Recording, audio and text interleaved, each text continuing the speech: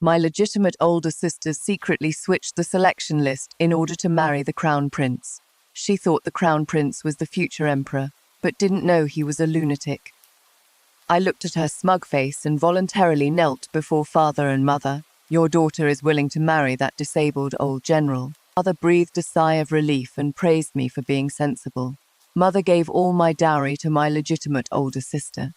Your sister is going to be the empress. Don't hold her back.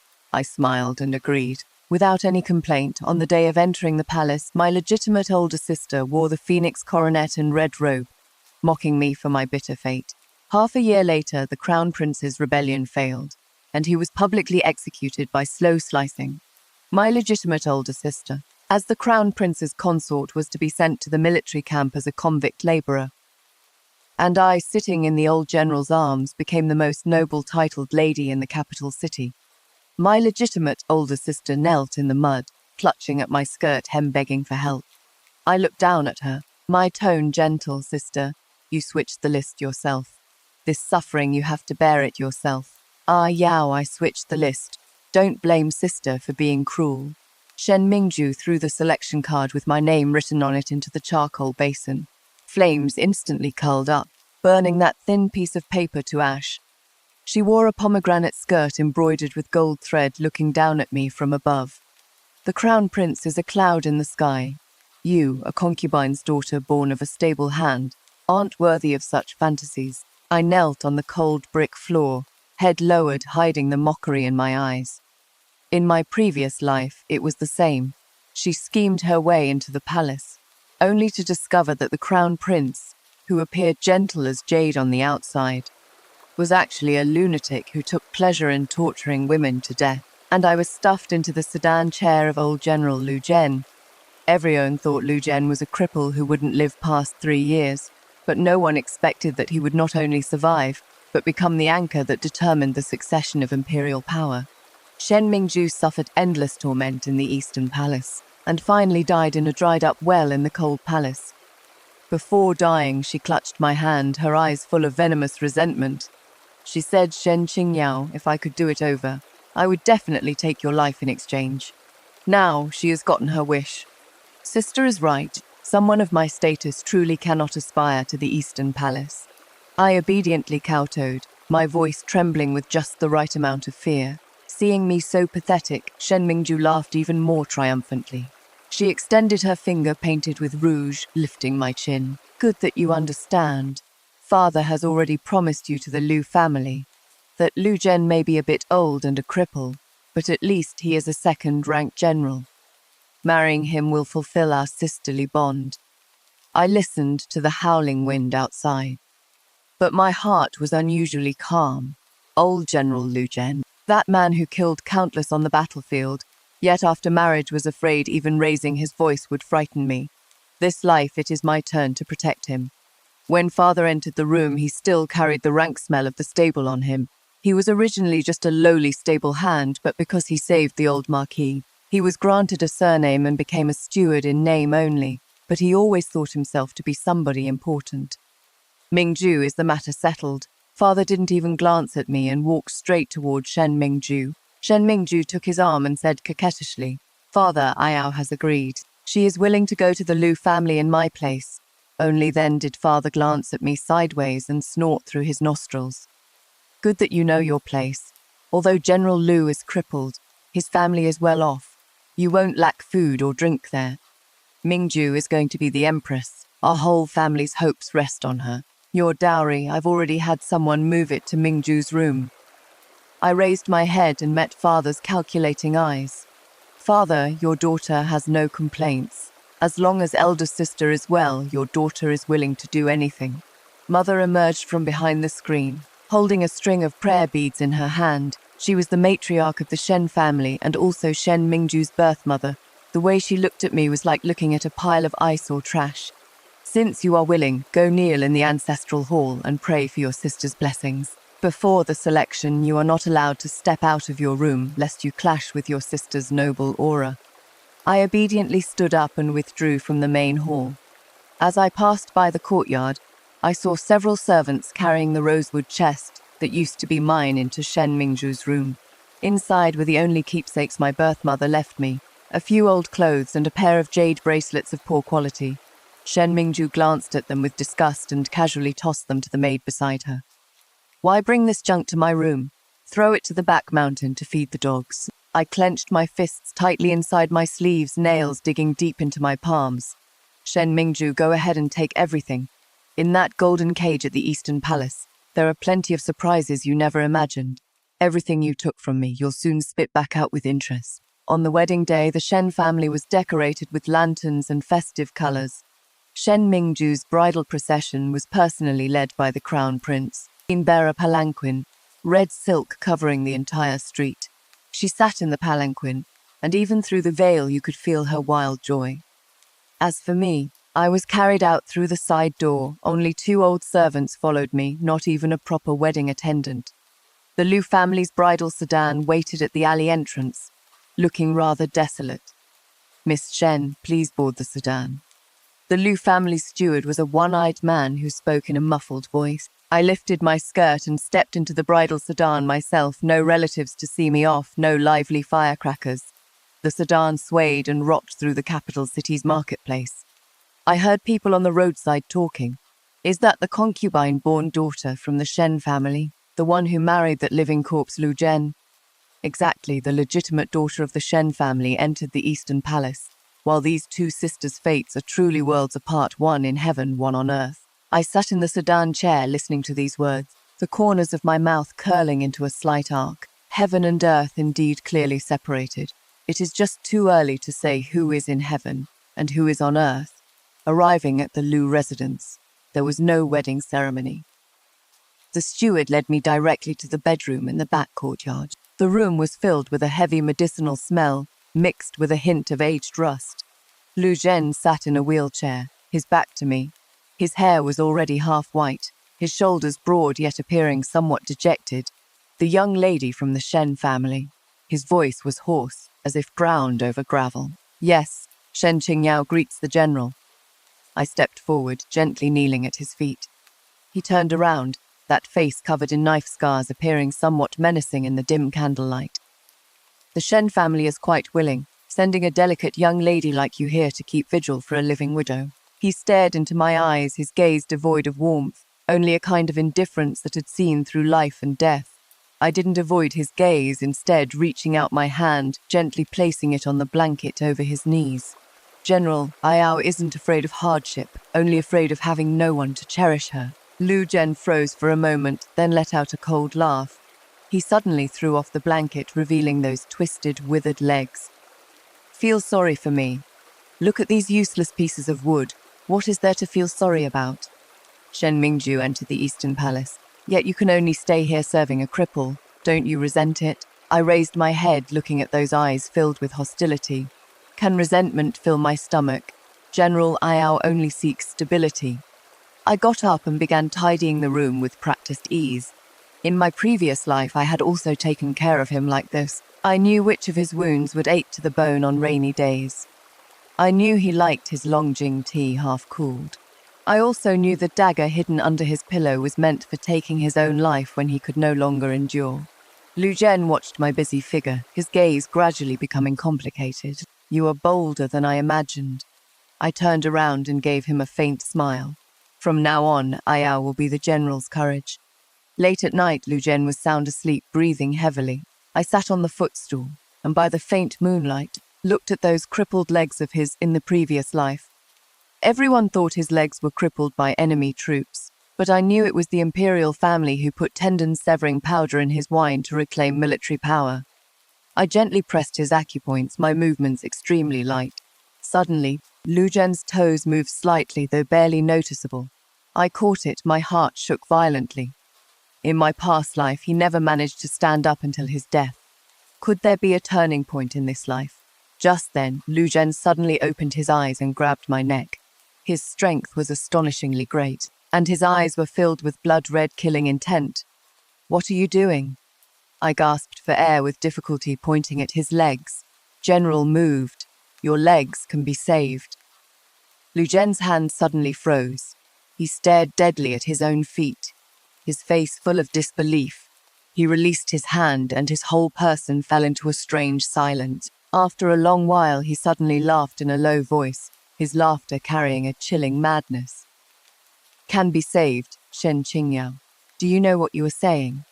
He suddenly propped up his body, and that mountain-like oppressive aura instantly enveloped me. I looked at him. Not only did I not retreat, but I moved closer to his ear. "General, that person at the Eastern Palace should be busy torturing my sister right now. Shouldn't we also start preparing?" Lu Zhen's gaze instantly became sharp as a blade. Strategic commentary. Awakening, precise release of information advantage. The most brilliant cooperation when you demonstrate your value to an ally. It is not through begging, but through strength. Shen Qingyao's strategy. She didn't cry about her grievances. She directly demonstrated her core value. She knew Lu Zhen's leg could be saved. With one sentence, she made Lu Zhen understand that she wasn't a burden, but a comrade in arms. This is the essence of dimensional reduction strike. When everyone else is playing emotional games, you are using intelligence and strategy. What comes next is the real counterattack. 3 months later, Shen Mingju sent someone to deliver a letter. Dried bloodstains were faintly visible on the paper. In the letter, she cried and complained that the Crown Prince was a beast. Every night, she was forced to kneel on the ground and bark like a dog, and at the slightest displeasure, the Crown Prince would burn her back with lit incense sticks. She begged me to have Lu Zhen find a way to save her. I threw the letter into the charcoal brazier and watched it turn to ashes. "Madam, the people from the Shen family are still waiting at the door for a reply." The maid Xiaokui looked at me somewhat awkwardly. I peeled a grape unhurriedly, the crystalline juice sticking to my fingertips. "Tell them the general is gravely ill, and I attend to him day and night. I really can't spare the time. Tell sister to serve the Crown Prince well, that is the blessing she begged for." The Shen family must be in complete chaos by now. Father thought sending a daughter into the palace would lead to smooth sailing, but she ended up becoming the Crown Prince's punching bag. Mother burns incense and prays to Buddha every day, terrified that Shen Mingju might be carried out of the Eastern Palace in a coffin one day. The Lu residence was a completely different scene. Under my care, Lu Zhen's legs had gradually regained sensation. He was no longer that gloomy cripple and began secretly contacting his old subordinates. Every night, dark figures would scale the high walls of the Lu residence. I knew he was setting up a very big game. "Qingyao, come here." Lu Zhen sat by the window, holding a secret report in his hand. I walked over and naturally massaged his shoulders. The capital city is about to descend into chaos.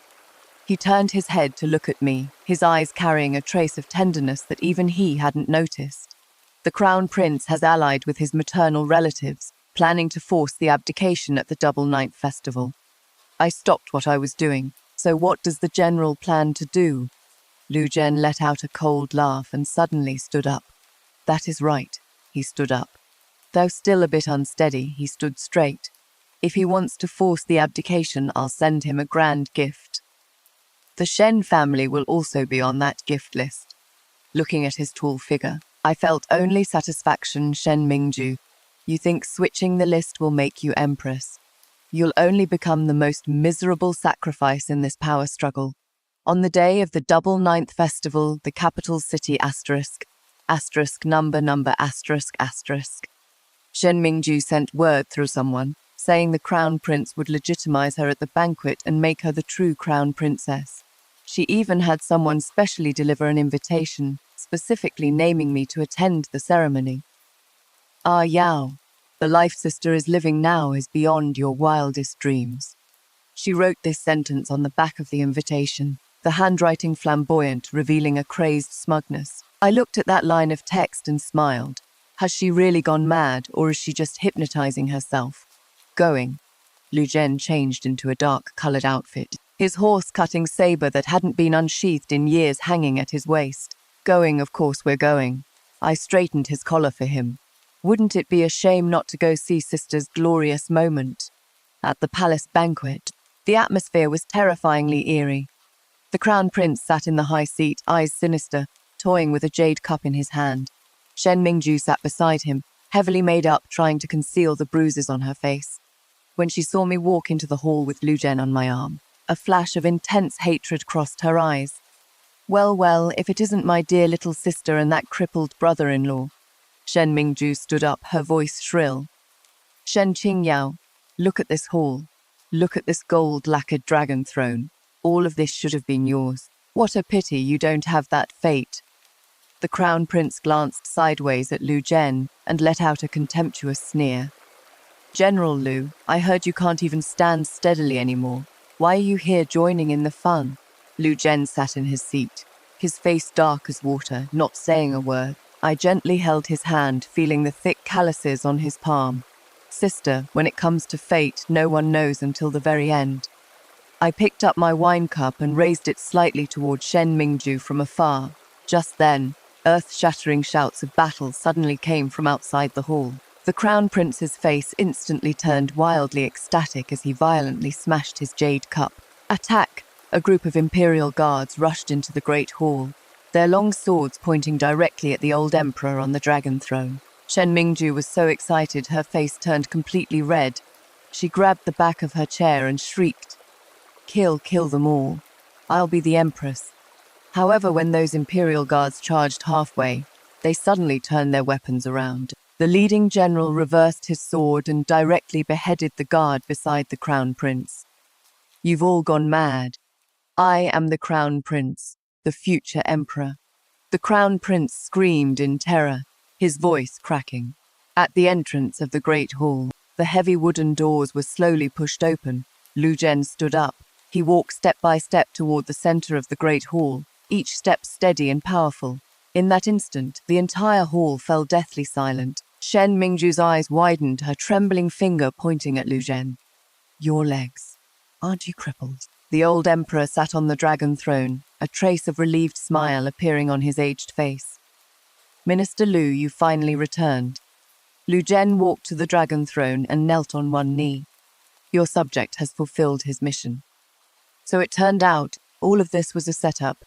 The old emperor had long sensed that the crown prince was tyrannical and harbored treasonous intentions, so he deliberately had Lu Zhen pretend to be crippled and retire, while secretly consolidating the imperial guards and the military camps outside the city. As for the Shen family, being staunch supporters of the crown prince, they had long been thoroughly investigated by Lu Zhen. Bring them up. At Lu Zhen's command, several blood-soaked people were thrown into the center of the great hall. They were none other than my arrogant father and mother. They trembled all over, and upon seeing Shen Mingju, looked at her as if she were their lifeline. Mingju, save your father, save your mother. Shen Mingju couldn't care about them at this moment. She sat collapsed on the ground, the phoenix crown on her head tilted to one side. Number. Impossible. I am the empress. I am the future empress. The crown prince was pinned to the ground by his trusted aides, struggling frantically, cursing with the most vicious words. Lu Zhen walked up to him, looking down at him from above. Someone like you dares to covet this empire. He turned around and looked at me. Qingyao, come here. I lifted my skirt and walked step by step past the ministers kneeling all over the floor to his side. Lu Zhen took my hand and bowed to the old emperor. Your Majesty, your subject seeks no reward, only asks your Majesty's permission to let your subject personally deal with the Shen family traitors.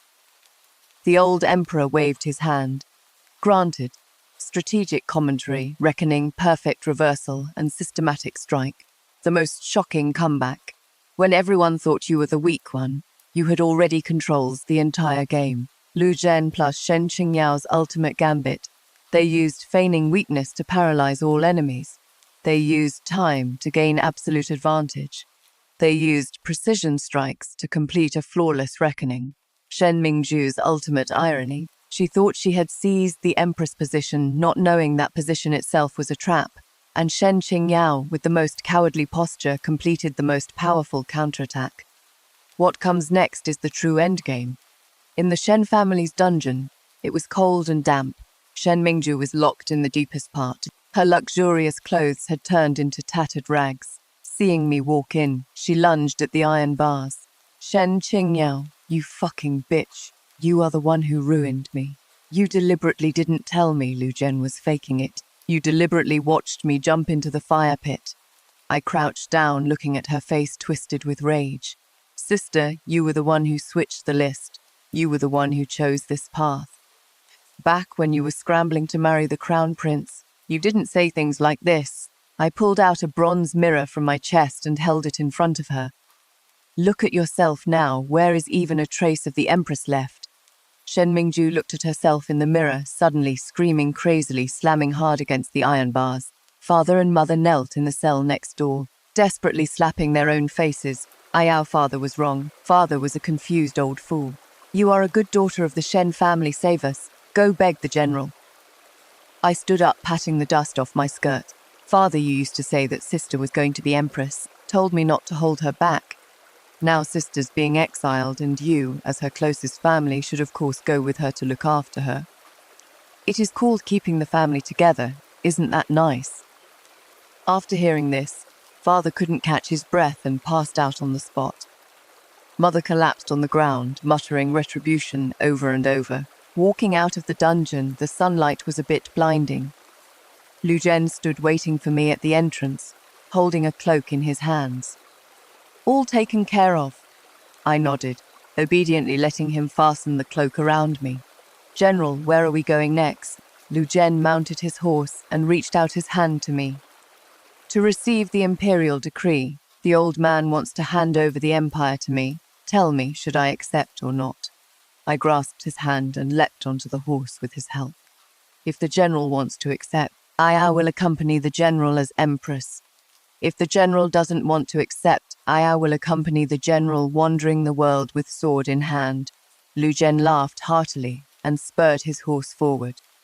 On the streets of the capital city, the common people hurriedly made way.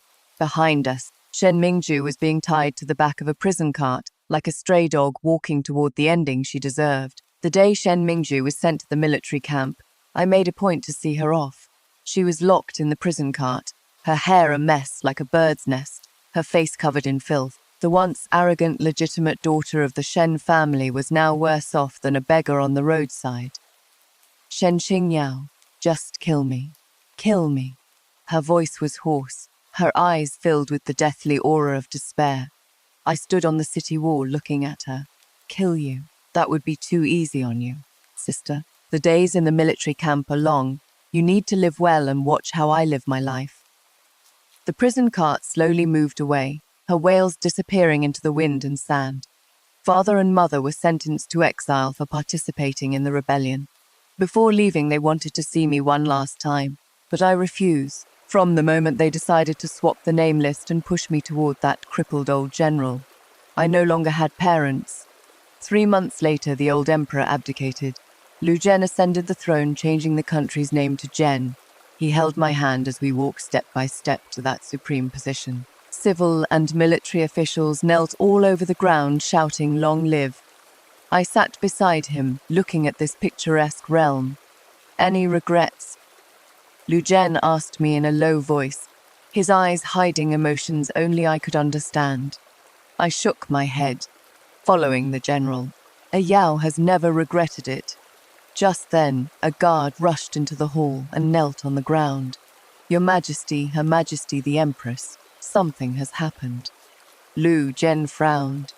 What is the panic about?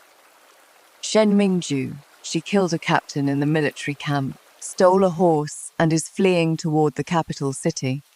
My heart skipped a beat. Shen Mingju, that pampered young lady, could actually kill someone and steal a horse. Where did she flee to? The guard kept his head down, his voice trembling. She didn't enter the city. She went to the stable at the Shen family's old estate. I stood up abruptly. The stable. That was the place she looked down on the most, and also where I was born. What was she doing there? The Shen family's old estate had already been sealed off, covered in cobwebs everywhere. When I arrived with the Imperial Guard, thick smoke was billowing from the stable. Shen Mingju sat disheveled on a pile of hay, holding a blood-stained dagger in her hand.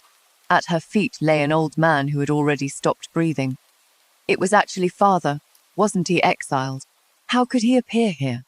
Shen Qingyao, you are here. Shen Mingju raised her head and gave me an eerie smile. Her eyes had gone completely mad, revealing a desperate resolve to perish together. You know what? Father actually kept an original copy of the list all along, he said. If the crown prince ever fell, this would be the Shen family's lifeline. As long as we could prove the list was switched, the Shen family would be proven to have been coerced.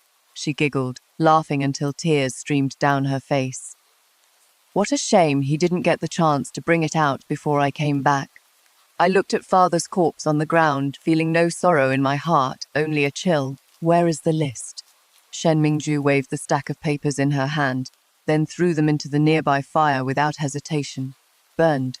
All burned. Shen Qingyao, you think you've won. You'll carry the title of stable boy's daughter for the rest of your life. You'll always be beneath me. She suddenly stood up, pressing the dagger in her hand against her own throat. So what if Lu Zhen dots on you? In the eyes of the world, you'll forever be that concubine-born daughter who married in someone's place. And I, even in death, am the legitimate daughter of the Shen family's main line. With that she slashed hard, blood gushing out. She collapsed in the firelight, staring at me with unblinking eyes. I looked at that pile of papers turned to ash, suddenly finding it somewhat laughable. Shen Mingju, even in death you didn't know. Lu Zhen never loved any legitimate daughter of the Shen family. The one he loved was the Shen Qingyao who, in that cold morning hall, was the only one willing to hand him a cup of hot tea. Let's go. Lu Zhen walked up from behind me, blocking that tragic scene. This kind of place isn't suitable for you. I leaned against his chest and asked softly, General, will you mind my status? Lu Zhen stopped in his tracks and looked at me seriously. Qingyao, remember this. This world is mine, and you are my world. I smiled, tears quietly sliding down from the corners of my eyes. Just as we were about to leave, a faint coughing sound suddenly came from the ruins. A blood-covered figure crawled out from under a pile of grass. It was Mother. She wasn't dead yet. She was clutching a charred wooden tablet tightly in her hand. I looked closely, and it was my birth mother's memorial tablet. Mother tremblingly held the tablet out to me, her lips moving but unable to make a sound. I took that heavy piece of wood. The characters on it had been blackened by fire, but I could still make out the 4 characters Shen family's Liu. She, before she died, told me to give this to you. After saying this, Mother's head tilted to the side, and she completely stopped breathing. I held that tablet tightly, feeling like something had struck my heart hard. So it turned out that in this Shen family full of schemes and poisonous resentment, there was actually still a trace of Wei kindness, hidden in the darkest corner. Lu Zhen gently patted my back. Give him a proper burial. I nodded and tucked the memorial tablet into my robe. On the way back to the palace, I remained silent the whole time. The Shen family was completely destroyed. That nightmare that once suffocated me had finally vanished into thin air. Half a month later, Lu Zhen announced a major matter in the imperial court. He abolished Shen Qingyao's identity as daughter of a stable hand and posthumously honored my birth mother, Lady Liu, with the title of first-rank imperial consort. Not only that, he also ordered the restoration of Lady Liu's ancestral tomb. At that moment, I sat on the phoenix throne watching those ministers below who had once mocked and looked down on me, each one respectfully lowering their heads. Empress, are you satisfied with this gift? Lu Zhen held my hand from the dragon throne. I looked at him with a smile, more than satisfied. Just then, urgent hoofbeats came from outside the palace gate. A border general, drenched in sweat, ran into the great hall. Your Majesty, urgent report. The late Emperor's edict has been found. The hall instantly erupted into chaos. The late Emperor's edict, hadn't Lu Zhen already ascended the throne? Could there still be complications? I felt Lu Zhen's hand suddenly tighten. The general pulled out a bright yellow scroll from his robe and held it high. Before his death, the late emperor left a secret decree that if the crown prince proved unworthy, then... He paused, his gaze sweeping across the hall. Finally, it settled on Lu Zhen. The imperial brother Lu Zhen shall inherit the throne, and his true identity shall be revealed. Lu Zhen slowly stood up, emanating an unprecedented aura of authority. He took the scroll and unrolled it before everyone. The handwriting on it was bold and powerful, unmistakably the late emperor's own hand, and the line at the very bottom made everyone in the hall gasp. Lu Zhen, originally named Zhao Zhen, is the late emperor's long-lost legitimate eldest son. So he wasn't some general at all. He was the true master of this realm. I looked at him, my mind buzzing. In my past life, he had never mentioned this history. Could it be that in this life, because of my intervention, even his identity was revealed ahead of time? Looking at me, a complex emotion hidden deep in his eyes. Qing Yao, I am sorry for hiding this from you for so long. I opened my mouth, not yet having a chance to speak. Suddenly, a shrill scream came from outside the hall. Zhao Zhen, give me back my son's life. A crazed woman rushed into the hall, clutching a pair of scissors in her hand. It was actually the former empress who should have died in the cold palace. Before the former empress could get close, she was pinned down firmly by the imperial guards. Her cloudy eyes stared fixedly at Lu Zhen, her mouth continuously cursing. You bastard! You didn't die, you actually didn't die. You stole my son's realm, may you die a horrible death.